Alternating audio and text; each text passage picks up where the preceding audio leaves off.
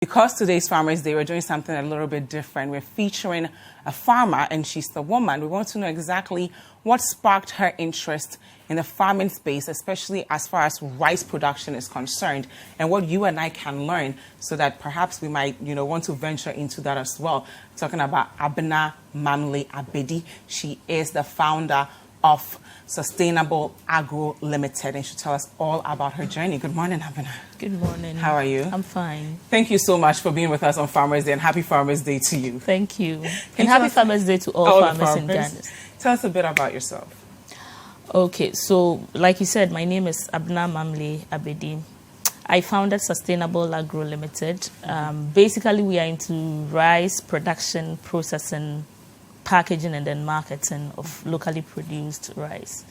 I have a degree, a bachelor's degree. I have a master's as well.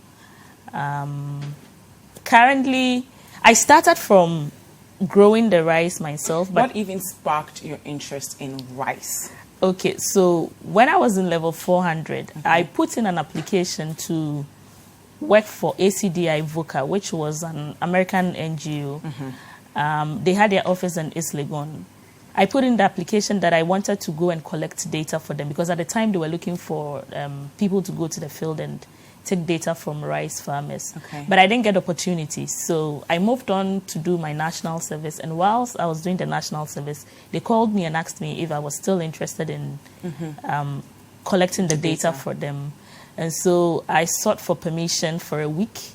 I worked in a mining company, so I took a week off and then came to the Volta region and then collected the data. What did you discover when you got to the Volta region? So I realized the farmers had a problem with harvesting. At the time, it was very hard to even see a combined harvester. So everything was done manually. You would harvest with sickles and then you thresh with your hands. Wow. So when I got there, the farmers were complaining, rice farming is difficult. What is that process like? Are they breaking it? Like, can you explain what you saw to us, what it takes to get that one grain that we see so at home? You would harvest, you'd harvest the rice, and maybe it's like this tall.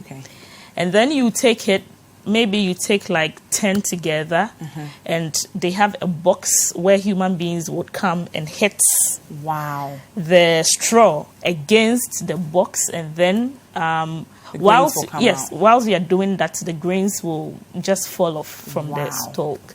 So, and they can literally spend all day just hitting it. It's difficult. It's not an easy work. It's very difficult. And how much will they make at the end of all this manual labor? It's meager. It's meager. So what then sparked your interest in, I'm not just going to be a researcher in this space, but I'm going to contribute to solving the problems I discovered? So I think I was just moved by their plight. It was sad to see them struggle, complain. And so they said, oh, if we had a threshing machine, because at the time, MOFA had brought in some small moving equipment that you can move on the farm to harvest the rice. So they said, if we can get a threshing machine. And then I asked them, how much is a threshing machine? They said 3,000 and over. This was 2010 or 2011. Wow, okay. So that's still quite expensive for an average farmer. Yes, so I asked them where I could get it. And they said, when I come to Accra, I can go to Agric Engineering Services Directorate. So when I got to Accra, I made inquiries. I went there and I asked them the price of the machine. It was 3,500 cedis.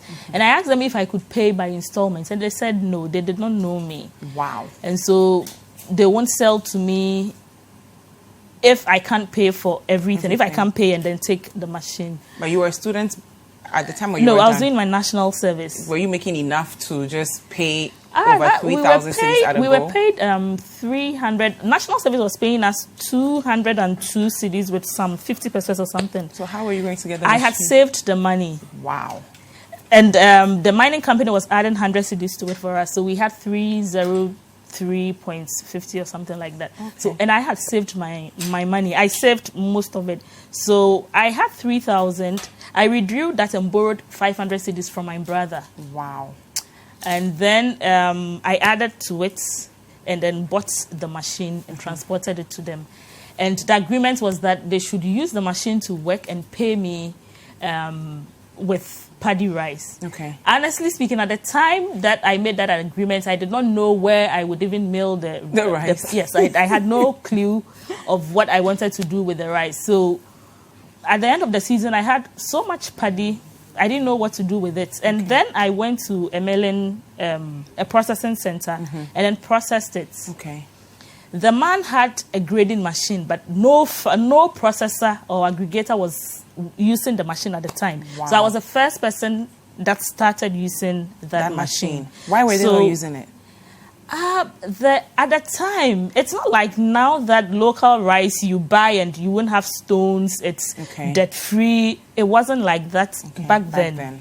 Back then, we didn't have good machines. There were good machines though, but processors didn't have money to go invest in that space. So at the time, you would see stones. So they'll just take what they have and sell it directly to the customer. And so if you are grading for who? Because nobody was going to buy unless you decide to sell in that small local markets in your area. So when I used it and graded, I realized, the grade 1 looks exactly like the imported rice. So I was wondering, why can't we sell this to Ghanaians? So, and there were stones in it. I had to sit down. I started removing the stones manually. One by one, one by one. And then I packaged it. I didn't have a good packaging material. It was plain plastic bags. And so you give it to a Ghanaian. Oh, it looks good. If you don't tell them it's local rice, they would want to taste it. And then when they taste it, oh, it's very nice. But they actually want to pay you what they think it's worth the rice, not what you want to charge them. So at that time, I sold it to family, friends. I think I virtually gave it out. You didn't even make any profit from it? No. I did not go into the agreement with the mindset that I wanted to make money. Profit. I was just moved by their plight. So I'm like, oh, why don't I just give this to the farmers? How did that one action actually transform their level of productivity, the farmers themselves, that one machine you got from them? So that season, the community I helped was really Jogbega. It's in the Hohoi district. That community, that season, they were able to harvest their rice on time. Wow. And so they were able to harvest the rice and thresh on time. They had very good paddy. The paddy is quality in that they were able to harvest not when the paddy was over-dried, but when the paddy was just at the right time to harvest. So they had very good paddy. They also increased the quantity of paddy they could get from an area, because when you're doing manual threshing, you lose parts of the paddy. Because you can't break it all manually. You can't let everything come out. Wow. So where is the status of your business now, some 8-7 years later? Now we've been able to brand. We have a brand called Duke, which is premium. Nice. Our target is the upper belt of the middle class to the upper class. That's you at home, by the way. We have the other grades, which is non-branded, but in 2020 we are going to release 2 other brands called Benji. So Benji, we have Benji, the Omutuo special grains, and then we would have Benji, the non-graded. That is for the lower end of the market. Okay, so if I buy a bag of Duke rice, who are the people I'm impacting with just that dinner plate that I'm sharing with my family? So if you buy a bag of Duke rice, you've been able to support the smallholder farmers. You've been able to increase their income because we buy from them at current standard market prices. We don't say that because we are giving you support, we are buying it at a lower price. We give them current standard market prices. And so we give them access to instant markets. Yeah. Which is what they lack. Yes, which is what they lack. So if you buy a bag of Duke rice or any locally made rice, you have really impacted on the life of the smallholder by giving the person instant access to markets and by improving the person's income. Okay, and what's the quality of our local rice from your observations? Oh, we have stepped our game big time. I mean, 10 years ago, it wasn't like that.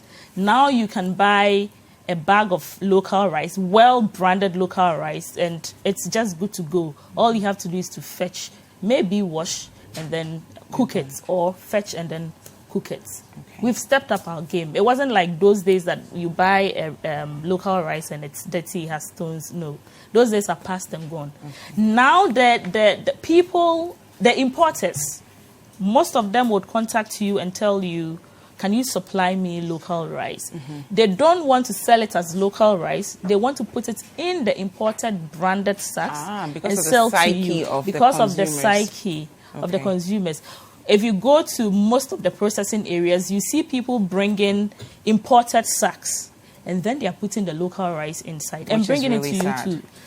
It's like packaging ourselves as non-Ghanaian because we are not good enough. Yes, but if the Ghanaian, if you say local rice and the Ghanaian will say, me, I wouldn't eat it, that is what they'll do. And we're changing that mindset now. Exactly, and I'm very happy since about we started our Ghana Rice campaign. Yes, I'm very happy about that initiative. It's good. Any advice for those at home who are interested in opportunities in the agri sector?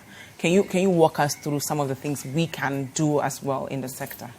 Okay, so if you look at most of our value chains, for most of the crops we do, the value, it's really in the, by adding value. Mm-hmm. So it's not just the raw material, but you add a bit of value. When you add a bit of value, that is when you can get some revenue from it. So there's opportunity in machinery services. Okay. There's opportunity in agrochemical inputs. There's opportunity in processing. There's opportunity in packaging. And even marketing. In marketing. Okay. Abena, where do we follow you and Duke Rice on social media if we want to buy some for our Christmas jollof and wachi? We are located in Medina. If you come to Medina on the Hannah School Road, you'll find us. Okay. Our shop is there. We don't only sell our brand, we sell 4 major brands aside Duke. So if you come and you don't like Duke, you would have access to the major 4 brands. Okay. Is there a social media handle or a number we can contact? you can check us out on Facebook, Sustainable Agro GH. Okay, Sustainable Agro. Yes, GH. and then you can call us. Okay. All the details are on Facebook. Yes, you can call us. Thank you so much, Abena Mamle Abedi, for being with us, and happy Farmers Day to you again. Thank you. And thank you at home for staying with us. Hi there. I hope you enjoyed the show. Don't forget to subscribe, like, comment, and share with all of your friends. This is Breakfast Daily on Citi TV. Join the Breakfast Daily team Monday through Fridays from 7:30 a.m. to 10. Join us for breakfast daily, only on Citi TV.